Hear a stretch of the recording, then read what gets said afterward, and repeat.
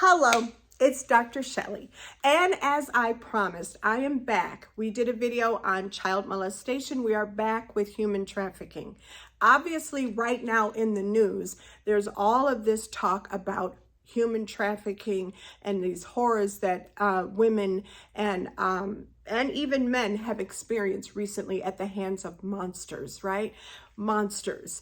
And then we know that whether they were allegedly or accused or convicted, we have those names that we are all very familiar with, right? You probably know the R. Kelly, you know the P. Diddy, you know the Epstein, the Jeffrey Epstein, the Ghislaine Maxwell. You may or may not know about Abercrombie and Fitch and the over 40 men that have accused their former CEO, who's now 80 years old, of raping and molesting them. You may not know that one. I threw that out there for you because so much time has been spent on P. Diddy, you might not know. You may or may not understand that this is as old as history, right? So it's been around since Christ left Jerusalem. In other words, we got Elvis at 24 years old marrying 14-year-old Priscilla Presley. Yeah, right. Think that through. And Jerry Lewis, for those of you in your 50s and 60s like me, sexy and 60, baby, that's me. We have Jerry Lewis, old behind, who was 22 years old messing around with a 13-year-old and married her. Yeah, they used to do that to just play it all off, right? And then, of course, we have our Menendez brothers, who were raped at 6 years old by their own father. We have R. Kelly, who, yeah, he's in jail for doing crazy. But don't forget, he was also raped at 6 years old by his auntie or some female in the family or whatever. Anyway, what is my point? My point is we've got to stop it, and that is on all of us. This video, while it is for my nurses, it is also for everyone who gives a shit about this issue. So let's just look at this. We have to remember that the video that I did on child molestation directly plays into sex trafficking or labor trafficking or human trafficking, as the umbrella term is. Remember, the umbrella term for this whole thing, the umbrella term is called human trafficking, whether that's labor or that is sexual exploitation. Here's where things go a little crazy. So the number one risk factor for whether or not a child or adult becomes a victim of human trafficking is the fact that they were, guess what? Sexually abused as a child or neglected, right? So that's number one. Number two is homelessness. There's just this need to do just about anything to eat and have shelter. Hello. Makes sense, doesn't it? Yeah. So there's your runaways. Your foster kids are at risk. I ran away all the time from an abusive, physically abusive household. I ran away all the time. It is by the grace of God that I wasn't trafficked, because I easily could have been. But that's what we're seeing. Now, I already said that children or adults could be at risk. That's really important for you to know, because I think the focus is always on children. But here's the only thing that needs to be true. If this is an adult, the criteria simply is that the patient was, or the person was forced or coerced or fraudulently manipulated to have sex or to work basically for free. Now, they may have even gotten money, but they were coerced, fraudulently manipulated, or forced, which includes violence, right, to work or have sex. That's the adult. Are you ready for this? None of that needs to be true for children. Just the sheer fact that they are working or having sex with an adult and they're a child could be trafficking. So please don't think, oh, well, the kid took $100 to give a BJ to somebody. That's trafficking. That is trafficking. When you are somebody who is doing this, That's what it is, okay? So human trafficking, and some money was exchanged somewhere. It's still human trafficking. That's a big deal. Here's the thing. When we look at the purpose of why this was done, that plays a role, right? I mean, and it's kind of simple. So the purpose, what's the purpose of human trafficking? It's either for sex, which we already knew that, or labor, which means when you look at what's happening now with everybody and their mother-in-law being deported, if they have any kind of brown in their skin, because make no bones about it, there are lots of illegal immigrants that are not brown or black. They're not being bothered at all or touched. In fact, you know that the president went to South Africa and got white Afrikaners and moved them here. So the whole immigration issue is a joke. But anyway, let's stay focused and go back. So while everybody is being deported for little or nothing, you have what's quickly becoming a setup for a need for cheap labor, whether it's to pick the fruit and the veggies in the field, the agricultural farming society, whether it's to sweep up bloody meat parts from chicken at Purdue, the chicken people, Purdue, because they've been accused and charged with child labor till 4 a.m, some of them. Whether it is to do any of the service work like hotels and things of that nature. We have a setup where forced labor, look it up, don't go by me, forced labor is increasing. Forced labor is trafficking. Period, okay? It's basically modern day slavery, okay? So look out, because it's happening. Now, when we look at this and we think about what else could you be trafficked for? It's also to pay back debt, okay? The interest rate just keeps going up. The debt just keeps accumulating, and you can never pay it. That is trafficking. Some of it may be individualized to this homeless, hungry child in the sense that we call that survival sex. You are literally having sex in order to be able to afford to buy a Happy Meal. You are selling your body in order to be able to survive another day, to live somewhere, to eat something. Survival sex, okay? So that is a form of trafficking. Now, what do I mean when I say coercion? Well, here we go. Most of us know, I mean, this is not like brand new stuff. I mean, pretty much it's common sense. Coercion means drugs, even alcohol, getting you lit up, drunk, really high. Manipulation, threats of deportation, threats of harm to your family, threats of harm to you. And of course, the one that gets boys, precious boys, trafficked the most is sextortion. So you have sent photos, or somehow these monsters have gotten photos of these kids and they're bribing them. You've seen it in the news. These kids are committing suicide because they're being bribed about this issue. So that is happening, right? Okay, so then when we look at things like fraud, what's examples of fraud? And this might shock you. Dating sites are a big one. A lot of this is all on the internet.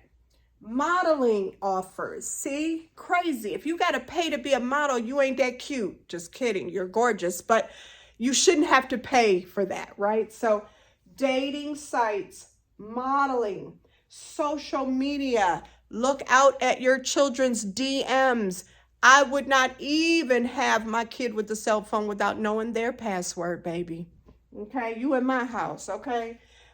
Passports, taking your passports, holding them, not allowing you to have them, okay? Your ID, any form of ID. Fake employers. Oh, here, come work for a summer for $17 an hour. Those ads are on Facebook. They led to trafficking. Watch it. Be careful. Look out for really sneaky stuff. Okay? Sponsorships. Let me sponsor you to go abroad and learn how to massage or be an artist or whatever. Employer, again, a real employer, right?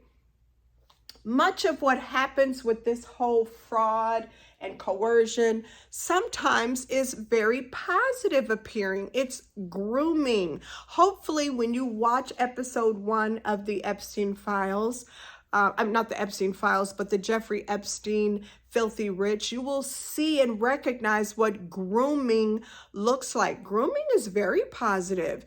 This is where that person is your friend.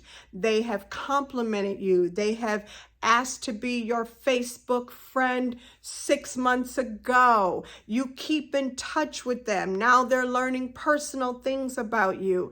They're asking, can you hang out with them?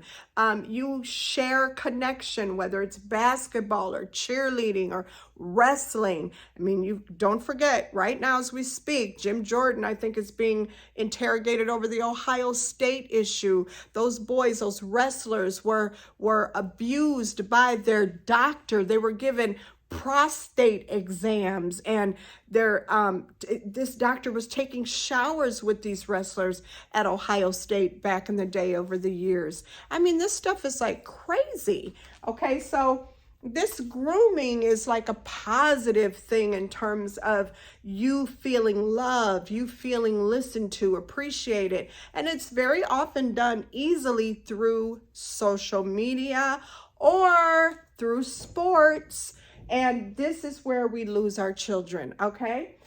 The other issue, and I kind of said this with child molestation. You remember I said with child molestation that 90% know or trusted the abuser. 1 in 3 females, 1 in 5 males were abused as children, and 1 in 6 were doing the molesting. Well, it's a similar situation here.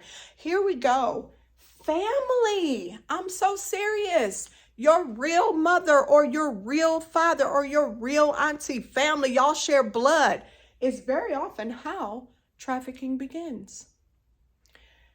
If it's not that, it's even worse. Well, maybe not worse, but equally as bad.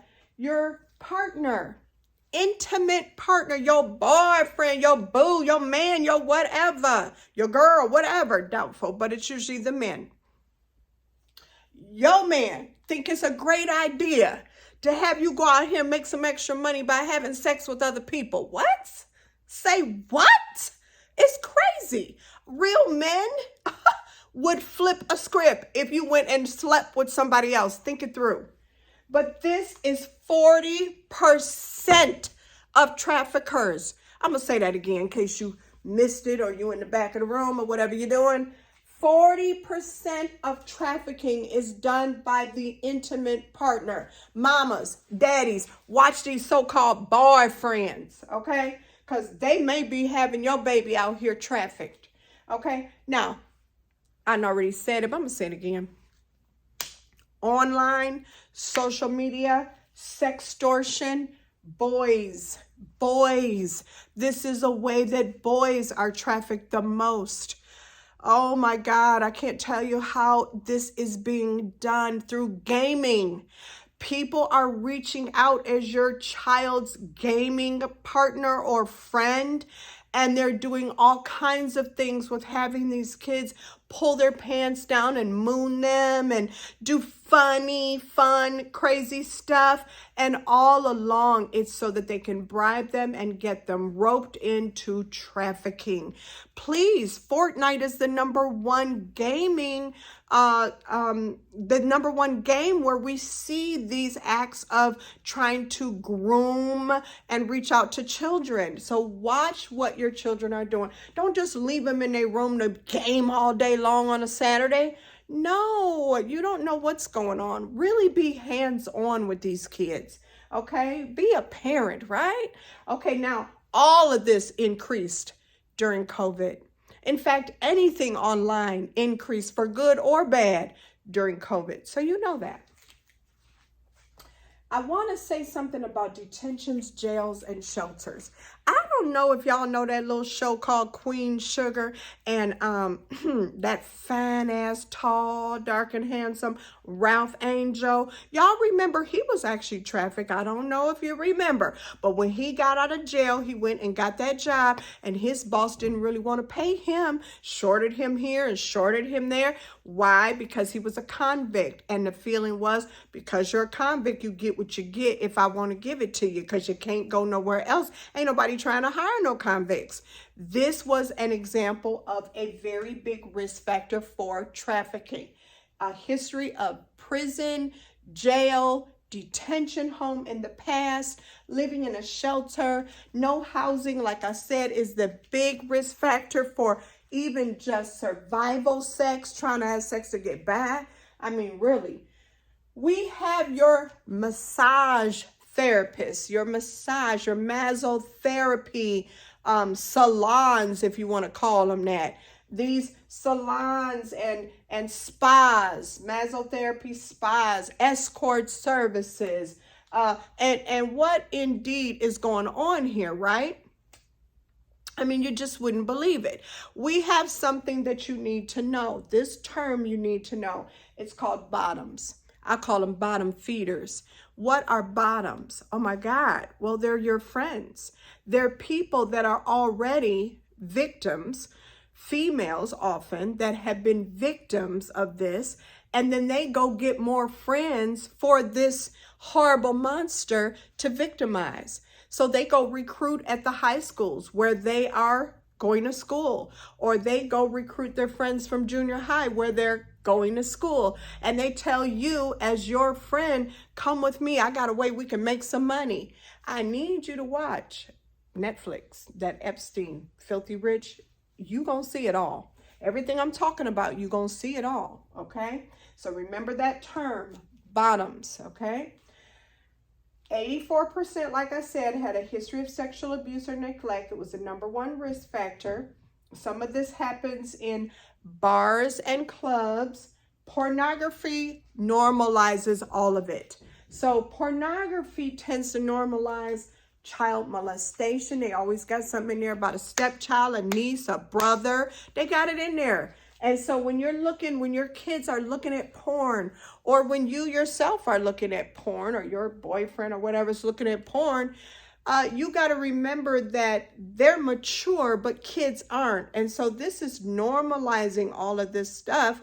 And when children have free access to the internet, like they do through their phone, they're getting exposed to all of this pornography, which is, again, normalizing it. And it is telling you about trafficking. It's always advertising, hey, look at this. Don't sit at home when you can do this with this person for free. Da, da, da, da, da, da, da. Okay, just crazy. I mean, they actually say stuff like that, okay? Now, here's our deal. Mothers, fathers, nurses, doctors.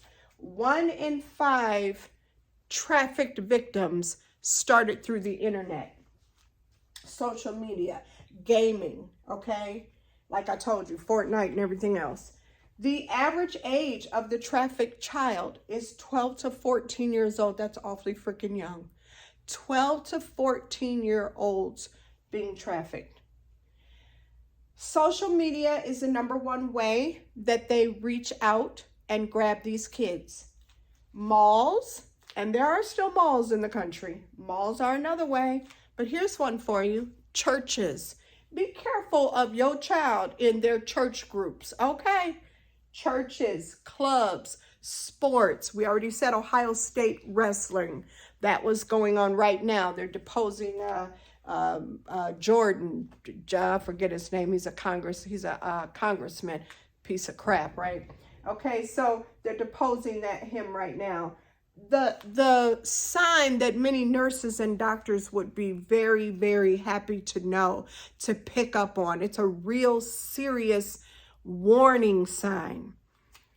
A lack of an awareness regarding the city that they are in right now, the state that they're in right now, and the date that it is today.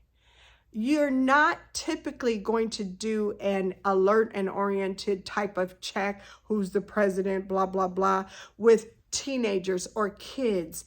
But if you suspect for even 15 seconds, you might want to ask, what city are they in? What state is this?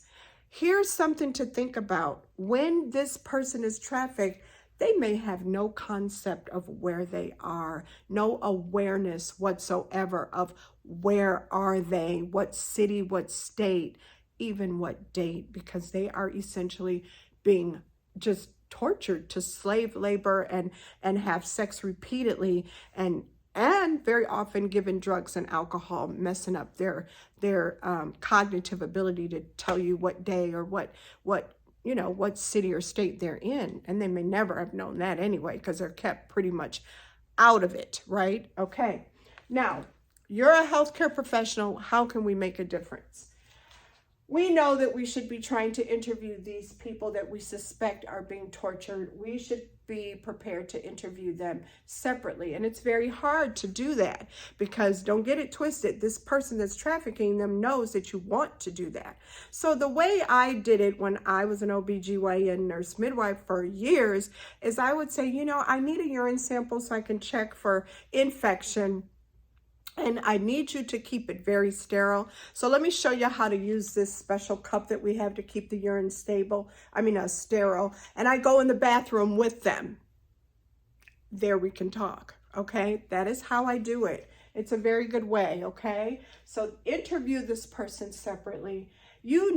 As nurses and doctors, we have mandatory reporting required of us.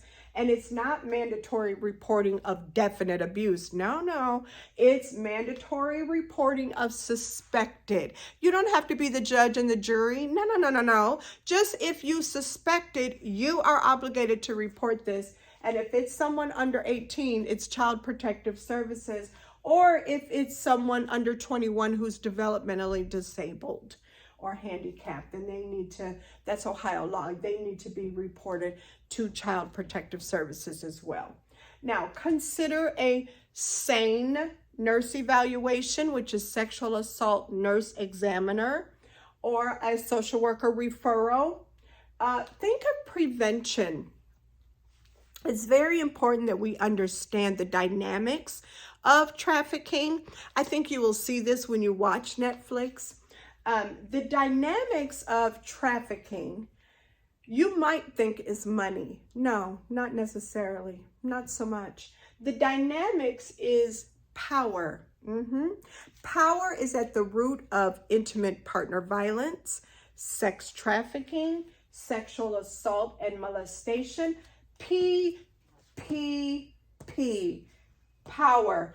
Power is at the root. In fact, we see very often that very powerful groups are sometimes the abuser or the trafficker or the molester. And those groups may include politicians, pastors, and police. Think PPP, okay? The issue here to teach as well, especially intimate partner violence, is that very often is the victim of sexual molestation or child molestation or human trafficking. These are very much interlinked. Intimate partner violence, child molestation, human trafficking, all of them are linked. They're all interchangeably linked. Because if you see any victim in any one of these, they have probably been a victim of other parts of these. It's crazy, but it's important for us to know that, okay? When we look at what else to teach, we cannot avoid the fact that 40% of people that are trafficked are Black. It's sex trafficking. 30% of sex trafficked victims are, labor trafficked victims are Latino.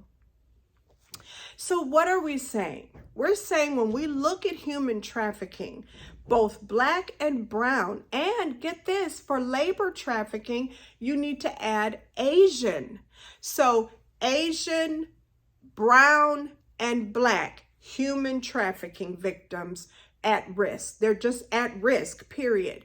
Black, for the sex trafficking a lot of times, brown and Asian for the labor part of human trafficking. Sometimes they overlap and are victims of both. Okay, so that's your teaching. How do we prevent this? We know the risk factors. We need to consider with human trafficking, this is huge, notifying our local police department as well. So in your little community, if you see things that are very suspicious for human trafficking, large sums of money in children's hands, 14 and 15-year-olds, wearing certain clothing, leaving the house, meeting someone on the internet. I mean, just you catch your child on this phone with the discussion with this 38-year-old when you do your research and you look up their Facebook profile, made up Facebook profiles. I mean, we've seen it all. When you actually are blessed enough to talk to this victim and have any kind of impact at all, it's so important that you make sure, if they've confided in you, that you tell them, I believe you. That you make sure that you remember to say to this child that you may not have a presence with very long, that none of it is your fault. Because remember, 100%, where is it at? Every single child, 100% of the children feel guilty, they feel bad, and they blame themselves for this. You must remember, if you see bruises, you see different excoriated bottom, irritated and excoriated thighs and vaginal areas, these need to be photographed or documented. Bruises are in different stages of healing. You knew that. Strangulation marks are huge. And remember, strangulation can happen during sex. It can happen during abuse.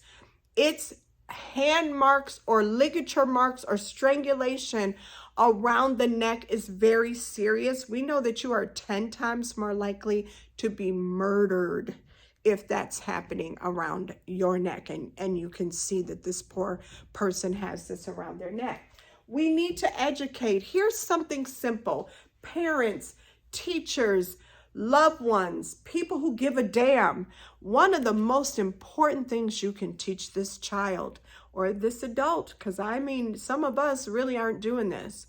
You must remember phone numbers without your cell phone in your hand. You need to know mommy and daddy's phone number without having the cell phone in your hand. You must remember at least 3 emergency phone numbers. Numbers you can call even though your phone has been taken from you. I don't know about you, but I made sure that I know my sweetheart's phone number without having to look it up. We used to remember 3,000 phone numbers average without a phone. Now we don't remember anybody's phone number, including our mom and dad's. And here, these people may get a chance to use a phone and can't remember these phone numbers. They must repeat that phone number every day. Test your child, 8th graders, 6th graders, 3rd graders. What's mommy and daddy's phone number? When we had landlines, it was the house phone number. Now it's mommy and daddy's phone number. It's a different world out here. Practical, right? We got to be practical. All right, so that's number 1. Be all up in that business when your kids are on social media. Ain't no closed doors allowed in my house. Your laptop ain't in your room and you up there doing you. No, you downstairs doing your homework on the laptop in the office or whatever. Make it more visual where you can see what they're doing. And always know your kid's password. Come on now, be parents. Too much is going on with our kids. They buying drugs online and everything else. What kind of clothes are they wearing? You know, I'm not very strict when it comes to looking cute and everything when you're a teenager. But sometimes your kid wasn't looking like that until last week. And last week they started dressing in a way that makes you think, oh yeah, they might be trafficked. You know what I mean. I mean, you know what it is. What are they doing all of a sudden with this incredibly, outrageously sexy lingerie and bra and panty sets? I mean, ew. I don't know what's going on. You should be curious about it, to say the least. All of a sudden, they have gifts that you know damn well they couldn't afford, and your ass ain't bought it. You should be questioning this. Where did you get that bracelet? Where did you get that ring? How did you get that necklace? Where'd you get that Louis Vuitton purse? Come on now, work with your girl. So I'm just trying to give you an awareness, because again, we keep hearing about it. We're talking about it. You're seeing it on Instagram and Facebook and TikTok. Why don't you be about it? Why don't we walk, not just talk the talk, but walk the walk and give a damn about these kids and these precious victims and try to prevent whatever we can. Deuces, remember to watch Netflix. I'm out.